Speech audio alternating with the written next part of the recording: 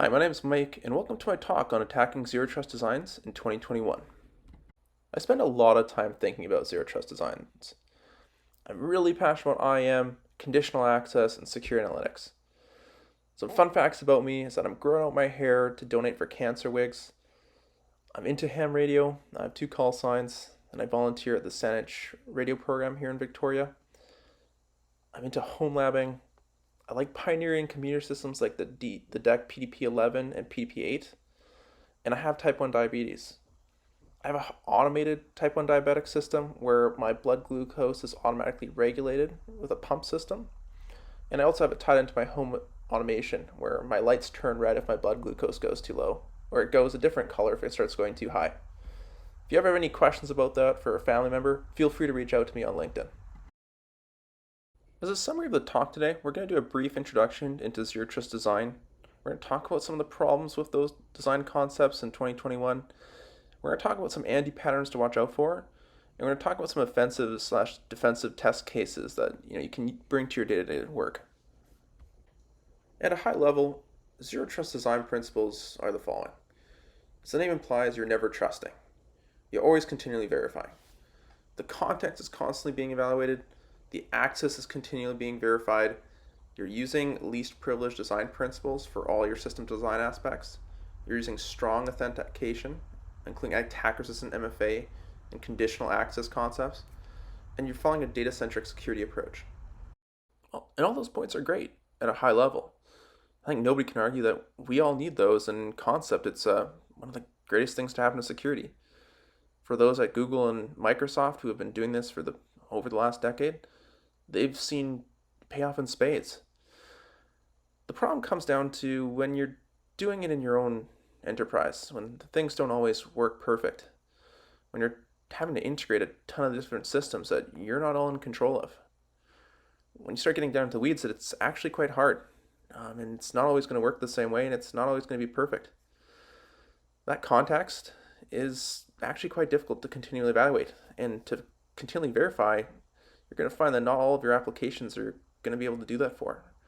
You're not always going to be able to put a proxy in front of an application in all scenarios if you're using a SaaS application. Least privilege design, you're going to find that not all system aspects are going to be able to do that. You're not always going to be able to use attack-resistant MFA everywhere. And conditional access still has a couple key system engineering concepts you're going to have to think about. Your IAM system, your proxy, and your security signals all need to be working closely together as your zero trust subsystems. They can't do the job alone. There's certain things that only your proxy can defend against that your IAM system is just forwarding signals onto. And your IAM system is acting on telemetry that it got from your EDR system. You can't be able to do these systems are complicated, and implementations are not perfect in 2021. You really need all three of them working together, and you're going to find cases where you can't use all of them to their full potential. There's certain SaaS applications that can't take advantage of all the attributes your IAM system could pass on. For example, if it's a trust device or if it's a high-risk situation, you can't always put your proxy in front of a SaaS application if it doesn't allow IP allow lists. And you might not be able to get all the signals back from that SaaS application, where if it was an on-prem application, you may be able to collect a lot more. We're going to dive into these a lot deeper, but for those who are on the red side or the blue side or on the purple side, you'll see and hopefully you can take something away from the points as we talk through these. If this was a perfect world, you'd be able to take your security signals like your EDR, your mobile device management, your security analytics signals, your MFA type, and feed them all to your IAM system. You'd be able to ask questions like, was this using strong MFA? Was this coming from a new location? Was it from a risky country? Was the user exhibiting strange behavior? Were they traveling impossibly? Was that a bot or not that was just trying to sign in? Was it a managed device, a personal device, an infected device? Was it up to date? Were there any vulnerabilities on that system that hadn't been remediated? Then you could be able to evaluate and make a decision. Say if it's trust and secure, maybe you don't prompt the user for their password that often. For untrusted devices, you really want to think about how to get your guards up. So in an ideal world, you wouldn't allow it to have full access to all the sensitive data. You'd also maybe collect more telemetry or force an MDM agent to be installed. You would use that MDM agent to restrict access only if they're running a up-to-date version of iOS or Windows 10 or Android.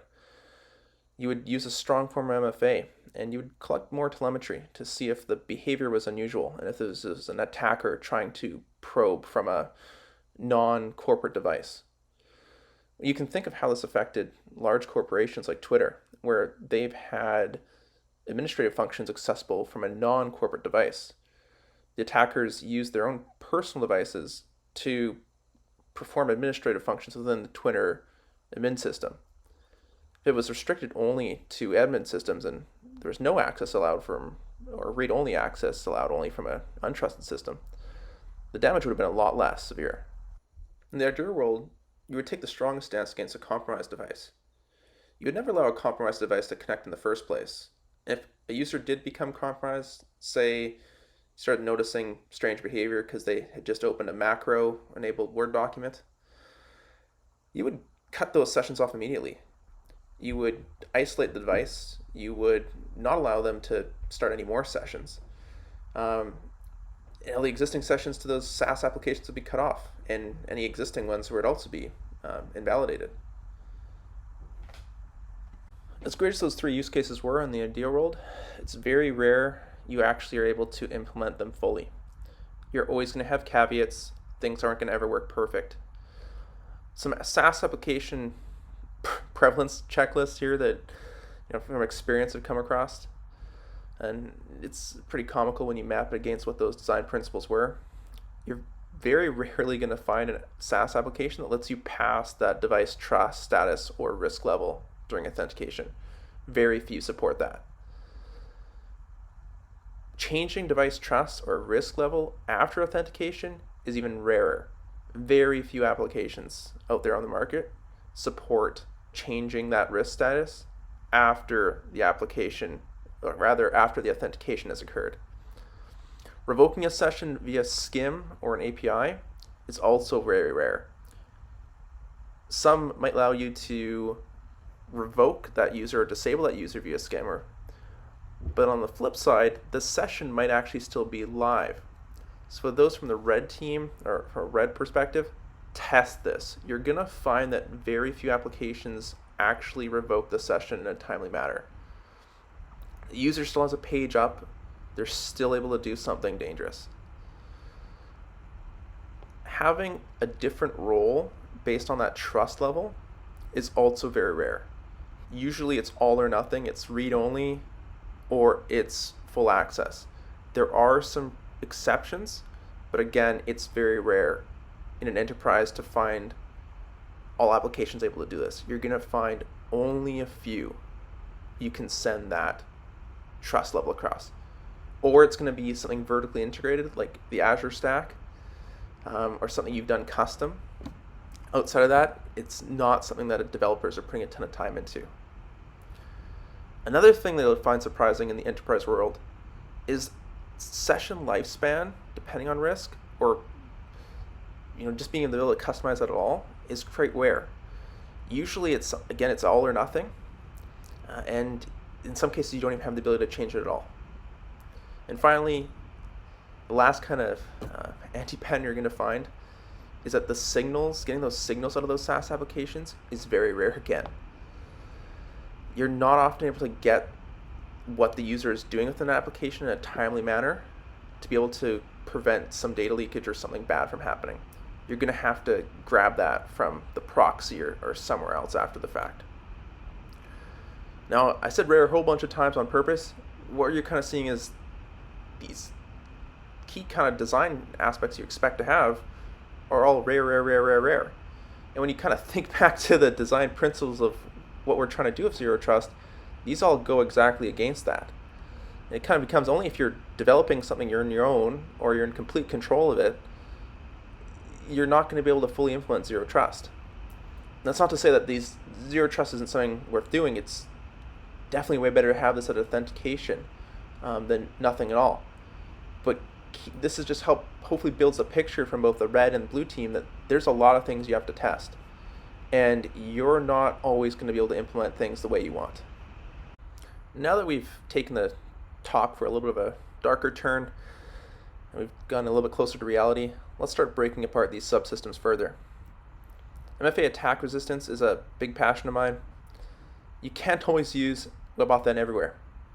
There's going to be cases where you need to be able to use MFA within an RDP session, or a Citrix session, or a user doesn't have a phone, or a user has that super cheap Amazon phone that doesn't even have the Google Play Store on it. I like to think of MFA as a spectrum, and it's really something you need to threat model and become comfortable with. We all know the attacks against SS7 and why SMS/voice call MFA is not really MFA in 2021. We know that TOTP is easily phished, but when implemented with a pre-programmed seed, like say a Ubico's TOTP protocol, it has an interesting characteristic where you can't phish it at the time of pairing. You cannot have an attacker pair their own WebAuthn key or own YubiKey in place of a pre-programmed and seeded Ubico OTP key, which is something that you really want to think about, where these really strong protocols like WebAuthn or to a lesser extent push-based MFA, although they're much more phishing resistant, they can be phished when it comes time to pairing. So just because the protocol might be imphishable, if that's a word, be wary of the service desk factor where the human element is still phishable and the pairing setup of it is still phishable. You also want to think about how you set up your accounts in a way that when they're ready for pairing or when you have a new user coming on board, that they are not in a phishable state. So for example, they have to be set up first with an OTP protocol MFA token that is seeded by the organization and can't just be set up by an off-the-shelf WebAuthn key or push MFA app. For attackers out there, ask to test a brand new account that's not been prepared for you. Ask to have that account repaired or put into pairing mode or try to put it into pairing mode. Test all those things because they're very rarely tested, and the logic conditions around that are often skipped or not thought about. People are just trying to get this thing in, get MFA in, and cross it off their list and take advantage of that step up in security. But they don't think about the engineering or the threat modeling behind that MFA implementation. Proxies are another thing that take different approaches. The main thing you're going to find if you're a blue teamer or a red teamer is that they're not all created equally. The main differentiating factor is you're going to find that they're either created from a VPN replacement perspective or they're created from a content publishing perspective or web app publishing perspective. You're going to find that some have features that the others don't, and you're very rarely going to be able to get everything out of one offering. Some include features that the others don't, like web application firewalls or DLP, whereas others only include that on their web publishing reverse proxy offering. Some examples are Zscaler, Azure Auth Proxy, Cloudflare Access, and if you're interested in getting more exposure to these types of products, check out either Reddit Sysadmin or Reddit HomeLab, because they in their wikis have links to awesome lists on GitHub that keep them up-to-date repository of free zero trust proxy offerings that maybe have, say, a 20 user or a 50 user limit. One that I've experimented with is Cloudflare Access in my home lab, and also OpsWatt's offering in my home lab. From an enterprise side, I've used a lot more of the commercial offerings, but it's definitely fun to practice what you preach in your home lab versus only using them at the workplace. Some proxy problems you're likely to run into are the fact that not all enterprise SaaS applications and prosumer SaaS applications let you control IP allow lists of what are allowed to access that application. So you're not always going to be able to enforce a proxy in front of that SaaS application. Some proxies have partner support with large SaaS applications where you can just literally check a box saying, yes, I use this enterprise proxy service or this CASB or what have you, and it will enforce it to always be there, but you're not always going to see that. As an attacker, look out for those types of systems. You're able to find them on their support pages if they support IP allow lists or not. And you'll be surprised, a lot of them are ones that let you host documents or other material.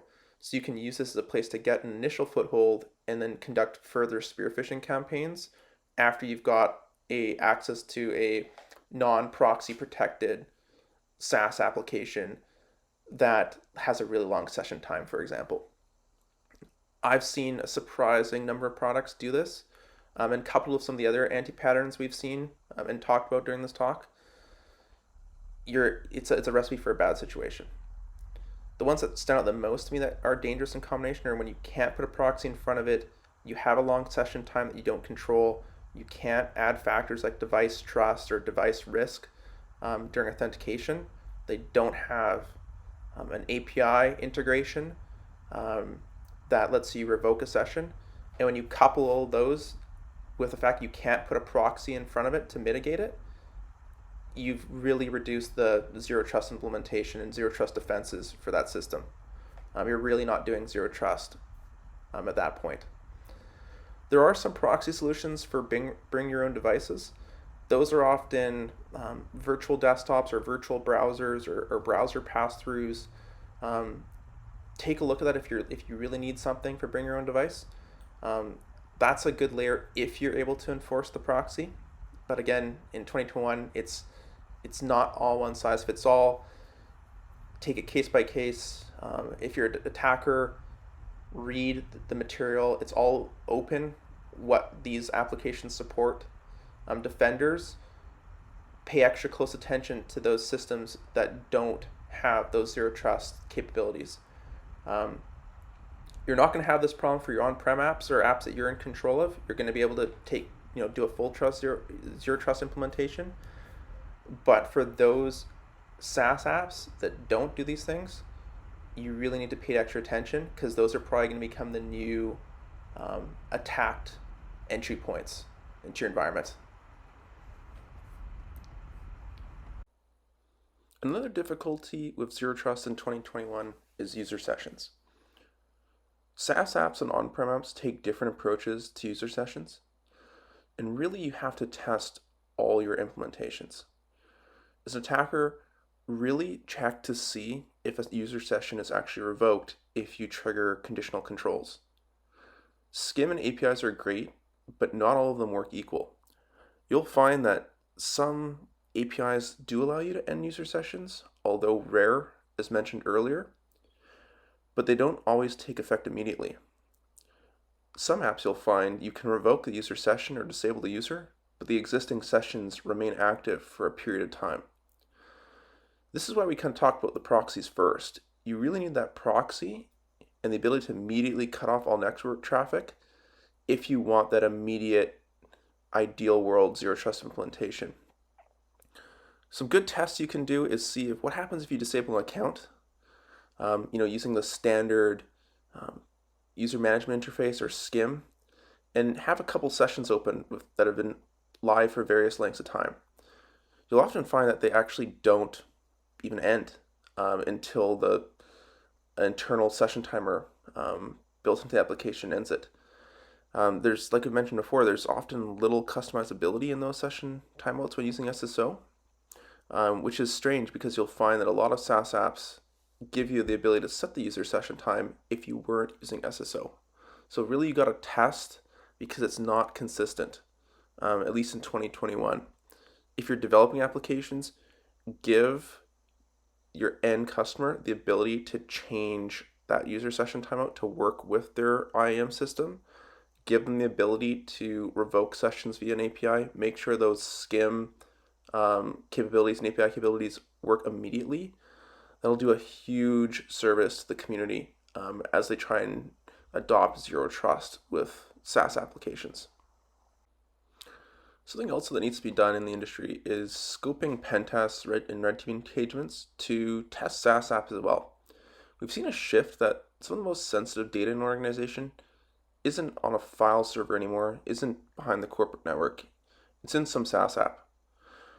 You need to really see and change the kind of tactics that you maybe traditionally used and your definitions of success when you're working in a zero trust environment. You're not maybe going to see that same persistence that you maybe did before. That account might be locked out, or the MFA phishing attempt you use might only work for a short period of time. So you have a limited amount of time to maybe generate an app password or gain initial foothold to launch your next spear phishing campaign. You also need to watch out for apps that aren't SSO. Just because there's flaws in how zero trust is implemented in 2021 doesn't mean that it's also a flaw that you can't implement zero trust on all applications. There still are SaaS applications and internal applications that don't support SSO, that maybe are using password vaulting or some other legacy mechanism to handle authentication and authorization. It's tricky to scope SaaS applications due to how the clauses of SaaS apps works in external pen tests. But if you're on the blue team, make sure you're allowed, and during the time of acquiring your new SaaS product, that you have the ability to launch a pen test against it, and you have the ability to do further engagements in the future without having to wait in a long period of time or seek extensive approval from the vendor. Usually you should be able to just let them know you're going to launch a pen test. They might be seeing some scanning activity, and they shouldn't really ask much more about it. If you're not allowed to launch a pen test against an external SaaS product that you purchased, that's a red flag, because you're really not being able to test where you're keeping some of your most sensitive data in today's world. The definition of actually gaining access to a SaaS application, you're also going to have to change with your traditional, getting domain admin of a normal pen test. I would say success would be evading compensating control or a conditional access control, and being able to access the data for that that session, the rest of that session timeout. Maybe able to upload some malicious documents, generate an app password. Those are all things you want to look for also on the blue team. If you're suspecting somebody did have an account compromise, and you're thinking, oh, it's all fine, they had MFA, maybe they got through the MFA, but they didn't get through a second time. Look for what an attacker could have done within the scope of conditional access, because just because they were able to get into it and then your controls kicked in doesn't mean that damage could have been done. Really have your SIM and your security analytics systems watching for app passwords being generated, because that's maybe where the attacker is trying to bypass your IAM system and bypass those conditional controls. And this is a good segue into our next section, which is talking about how we monitor for those types of SSO bypasses and how we can secure our data against those edge cases of zero trust. In the ideal world, in zero trust, you would magically be able to collect all of your security telemetry into one spot and then take actions universally from that one spot. So your SOAR, your UBA, your SIM, all would be centralized, and you'd all be able to take actions from that one spot. In reality, that's not often the case. In 2021, things still look a little bit more like this, where some data is integratable with other systems, but it's not always the case. Some data is still going to remain siloed, or it's still going to be advantageous to implement certain controls within, say, your proxy, and it might not feed that data back to your IAM system, or your IAM system will be the more central hub for conditional access. But we're not quite at the utopian state where everything can talk to everything. We're getting there. There's some promising developments, but understand that you still might be reliant on your EDR system to do the fastest way of cutting off an infected user. given what we've talked about, how you're not always able to put that proxy in front of those SaaS applications, or you're not always able to pass on that heightened risk state to that downstream SaaS application. Eventually we'll get there. The industry is working and knows it needs to get here, but we still are kind of looking at this old approach. We still kind of have these disconnected systems. And I think everybody can think about one in their environment that, or as an attacker, a system they've attacked, that why didn't that alert cause more things to happen? Or as a defender, you can think of like, well, I wish that this red flag would instantly raise red flags in all these other systems. We're getting there, but really keep an eye out for this, and don't be lulled into a sense of security and safety just because you're doing some advanced conditional access in one of your systems, but you're not doing it somewhere else. And as attackers, again, you can read up on when you're doing that recon and you're doing that that scouting, what SaaS applications or what on-prem applications a vendor or your customer has. You can read the vendor documentation and see just what they're able to implement or what they're able to use from that security telemetry in terms of what it's able to take in or what it's able to export out to other security systems in the environment. The last thing I want to talk about today on Zero Trust that's often overlooked is covering the edge cases. You want to make sure you have sufficient logging and enough testing done from an offensive perspective on your non-SSO applications, your applications that can create local accounts, and your applications that can create app-specific passwords. Those three use cases can bypass a lot of the strength of Zero Trust and often aren't logged enough or monitored enough. You'll be surprised just how few of your applications today out of the box generate alerts when an app-specific password is generated or an API token is generated on behalf of a user that doesn't create any user notification. So from a red teaming or offensive perspective, you might be able to quickly get in there before your conditional controls lock out your access and generate one of those. And due to how logging works for a lot of SaaS applications in 2021, they might not notice that you maintain persistence. From a defensive perspective, test all those types of use cases I just described. Make sure that there is some sort of alert and logging for when those local accounts or API tokens or app-specific passwords are generated, because you'd be surprised how few by default generate alerts when those are created. Or they're generated on behalf of the user and they're not sent back to central logging where you can see on behalf of your users what activity is going on. So in summary for logging, test to see what's working today.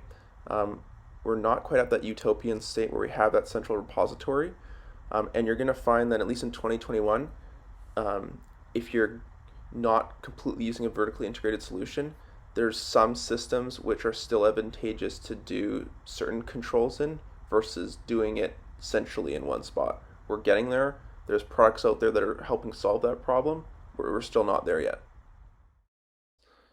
In summary, we've talked about a lot of the common anti-patterns, and I want to leave it up to you. If there's anything that you've seen or if you want to know more details on, feel free to post in Discord. We can discuss it further. You might have some questions on what are the hardest parts to implement correctly. We've kind of highlighted how MFA has its challenges, the proxy has its challenges, the IAM system has its challenges, telemetry has its challenges, but make it relevant to you. What are some things you've seen that are difficult or you have more questions on, or something that maybe we could expand on more detail? And finally, for those from the red side of the house, maybe you're more curious on what are those more, like how can those initial footholds be used more in this SaaS-centric world where some of your customers might not even have on-prem infrastructure, or they might not even have Active Directory. So if we want to talk more about how we could use those deficiencies in those SaaS systems to maintain that persistence, we can expand on that more in the discussion. So I really thank everybody for their time today. Hope somebody got different things out of this talk, depending if you're a blue teamer, a red teamer, or a purple teamer. It's something I'm really passionate about and excited to share with everybody. And let's continue the conversation on Discord. We'll open it now to questions. Thanks.